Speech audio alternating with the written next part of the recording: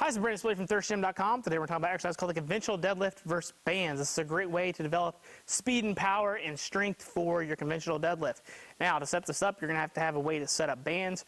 We do have a full article and video on how to set up bands for the conventional deadlift or just the deadlift in general.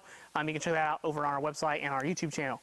I've got our band set up here on our platform with the band pegs, makes it super simple. I've got the bands wrapped over the barbell, so I'm pretty much good to go if I want to be able to perform the exercise. And I will say that this is definitely the easiest way to do it. So if you have any ways to put band pegs on a deadlift platform, easiest way in the world to do it. If you need to, you can always bring over dumbbells and things like that. And our article talks about how you can set up the bands if you can't do this. So check that out.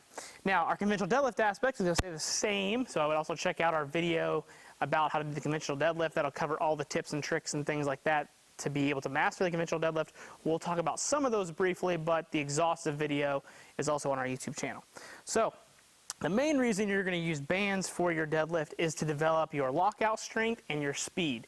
Okay, this is definitely a way to help develop power off the floor, and again, also overload the top. If you have a hard time finishing those reps at the top, this can do a good job of building those glutes and hamstrings so that you can do it. Now, the main thing you want to focus on with the bands is that you have probably the right amount of tension. On average, you want about 20 or 25% of the weight that you think you're going to be able to lift. So if you're a 400-pound deadlifter, you probably want about 80 to 100 pounds of band tension. You might have to get a suitcase luggage thing to figure out how much that is. We have a good estimated idea from just doing this long enough of what bands add, and these add honestly about 60 to 75 pounds depending upon the wear of the band. So for me today, this is plenty. But you can certainly use less band tension, but if you're trying to use this in a certain manner to get so much benefit out of it, you're probably going to want about that band tension, and you can increase and decrease if you happen to be doing it. It's like a max effort movement and trying to mix things up. We'll talk about that here in a minute. So now that I've got all that set up, let's talk about the actual execution of the lift, and we'll talk about some programming stuff. So the conventional deadlift part stays the same. We're going to make sure we line our feet up underneath our hips. Bars about mid-foot, chest is tall, arms are long like hooks. We're going to take a big breath of air at the top. We're going to wedge in, pull the slack out of the bar, and then pull good and strong and back to the start position. So it's here.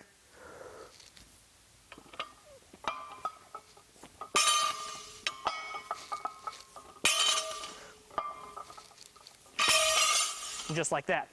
Now, for the programming aspect, if we happen to be doing this for a heavy movement, then we're probably going to pull this for a single, double, triple, something like that. You definitely don't want to do this for like 8 or 10 reps. Definitely not the exercise for those kind of things. That you want to use for like RDLs or good mornings or something like that.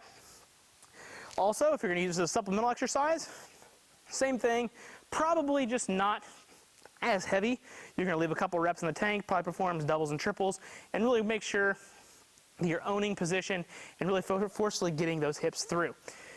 Now, from a conjugate west side kind of stuff, the dynamic effort method is definitely where this became probably most popular, developing speed and power off the floor. With that being said, you're probably going to want to use about 50 to 65% of your 1 rep max on the bar.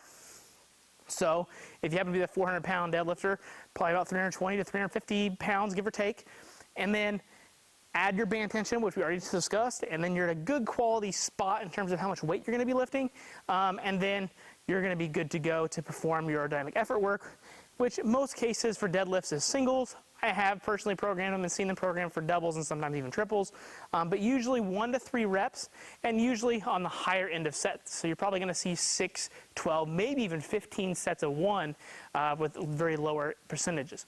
The main thing is to make sure that you've got enough bar weight on there that it can be fast and explosive, but not so much that it starts to get slow and sloppy.